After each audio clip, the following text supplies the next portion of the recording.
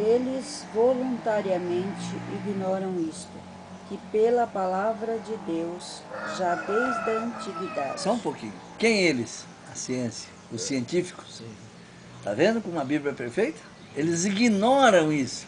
Eles não creem no poder de Deus. Né? E a Bíblia está dando toda a ênfase para você crer. Mas eles não creem. Lê, pode ler. Desde a antiguidade existiram os céus e a terra, que foi tirada da água, e no meio da água subsiste. Isso aí tu confirma a Gênesis. Confirma. Então você veja como é. Isso é para quebrar a força desses caras que quer ofuscar o brilho da palavra de Deus e do poder de Deus. Não tem força, por isso que não tem como contestar. Desculpa, não tem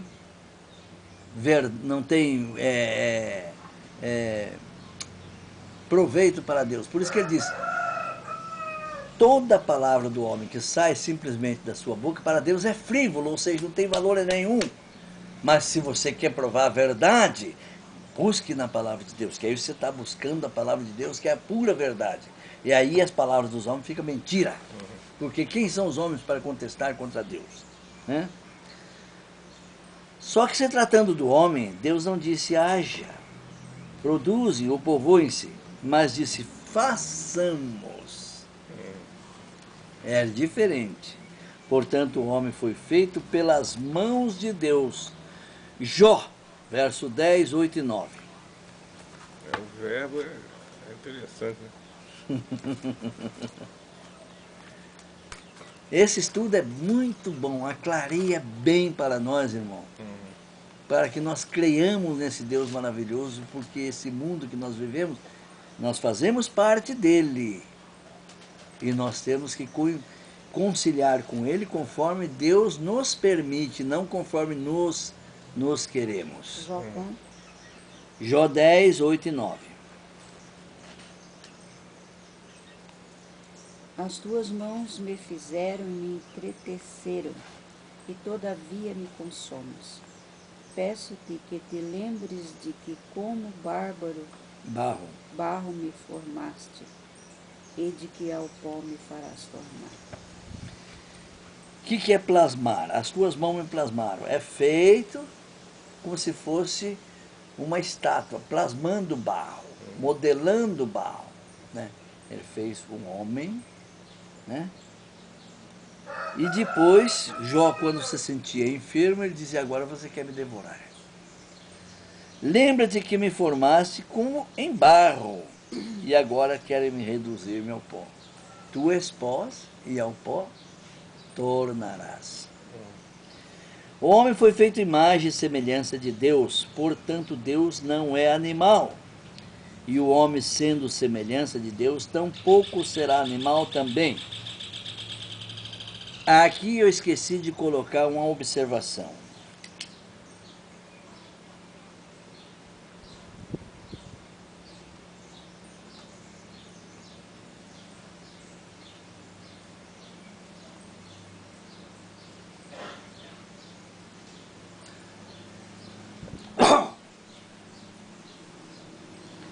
O homem espiritual, ele não é animal. Porque o homem que não é espiritual é conforme a sua espécie. Aí ele já é animal, porque ele está agindo como um animal. Está escrito um salmo. Tá escrito Então é o seguinte, por isso que é interessante você observar.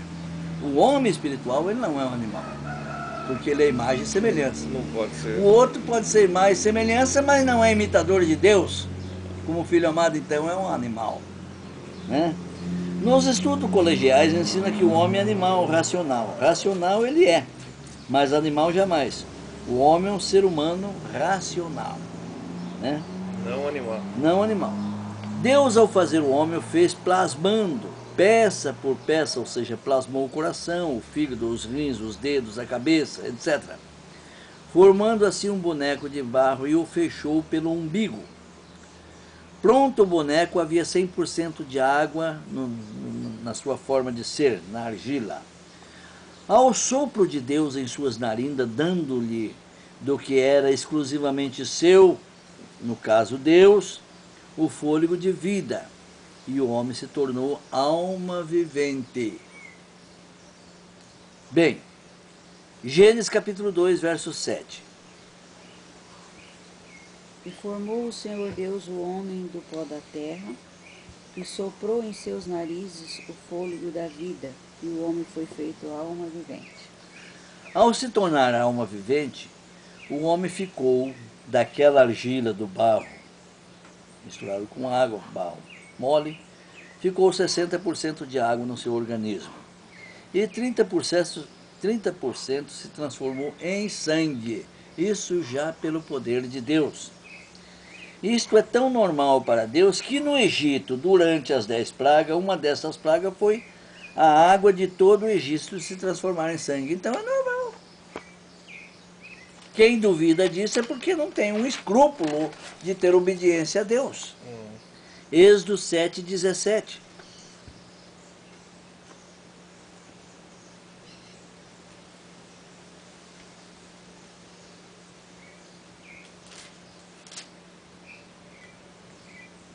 Assim diz o Senhor: nisto saberás que eu sou o Senhor. Eis que eu, com esta vara que tenho em minha mão, ferirei as águas que estão no rio, e tornar-se-ão em sangue. É tão simples para Deus. 19, verso 19. O leite é sangue também. É, Disse mais o Senhor a Moisés: dize a Arão: toma tua vara e estende a tua mão sobre as águas do Egito, sobre as suas correntes, sobre os seus rios e sobre os seus tanques e sobre todo o ajuntamento das águas, para que se tornem sangue, e haja sangue em toda a terra do Egito, assim nos vasos de madeira como nos de pedra. tudo se tornou em sangue. É tão normal para Deus. O homem que não crê isso é porque não conhece a palavra de Deus. Por isso eu veio esclarecer que não é como nós queremos, mas sim como Deus quer. Portanto, o homem é um caso da criação de Deus, todo especial por ser feito pelas mãos de Deus, tem a legitimidade de Deus. O verso 30 do Gênesis, Deus recomenda para o homem o que seria a sua alimentação ou para mantimento, né? Verso 1 e 30. E todos os animais da terra, e todas as aves do céu, e a todos os répteis da terra, em que há fôlego de vida, toda a erva verde vos será para mantimento. No capítulo 2, verso 1 a 3 de Gênesis, lê para nós. Assim os céus e a terra e todo o exército foram acabados. E havendo Deus acabado no dia 7º a sua obra que tinha feito, descansou no 7º dia de toda a sua obra que tinha feito. E abençoou Deus o dia 7º e o santificou, porque nele descansou de toda a sua obra que Deus criara e fizera. Aqui no comentário eu disse que Deus fez o homem com as suas próprias mãos, por isso tem a legitimidade de Deus. E os 10 mandamentos ele fez com os seus próprios dedos, também tem a legitimidade de Deus. Como ele fez os 10 mandamentos, que significa a justiça de Deus, por essa justiça ele vai julgar o homem, ele descansou no 7º dia. E por que o homem não quer descansar? É a legitimidade de Deus.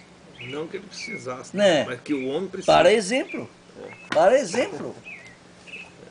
O 7º dia tem uma particularidade em relação aos outros dias na criação. Foi santificado por Deus, isto é, separado. Não há narrativa de tarde e manhã. Lê lá. Em Gênesis, quando fala do 7º dia. No 6º dia, depois fala no 7º dia, que descansou Deus no 7º dia.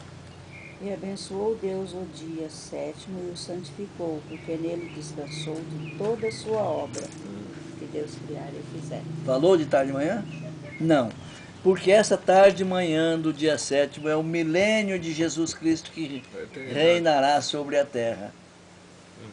É interessante a palavra de Deus, basta só que nós aprendamos a entender a palavra de Deus.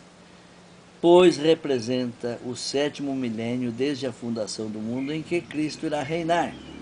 Daí então a narrativa de Pedro, 2 Pedro 3:8.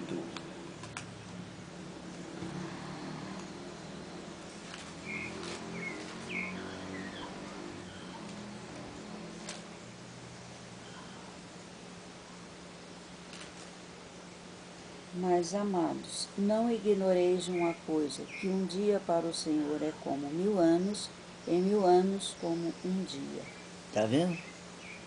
Estes 1000 anos será o 1000 anos sabático do reino do Senhor Jesus, quando virá reinar sobre a terra.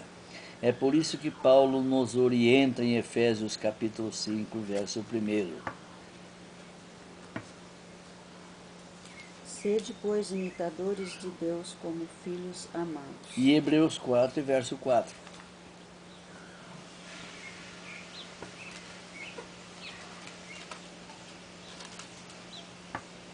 Porque em certo lugar disse assim do dia 7º, e repousou Deus de todas as suas obras no 7º dia. Tem como contestar? Não tem. Portanto, a criação nos mostra claramente que o 7º dia é um dia separado e santificado. E Paulo diz que temos que ser imitadores de Deus como filho amado. Se nós descansarmos no 7º dia, nós somos imitador e filho amado. Se não descansarmos no 7º dia, não somos nem imitador e muito menos filho amado. Então esse está reprovado da presença de Deus. Esta é a regra correta da criação, baseada na Bíblia e não em filosofia científica. João 17:17.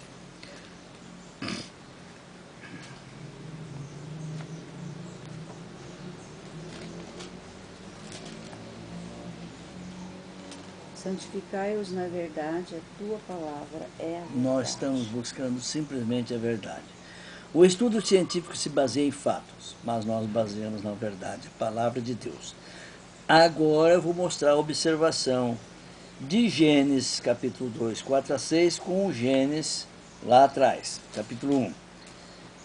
Pode ler.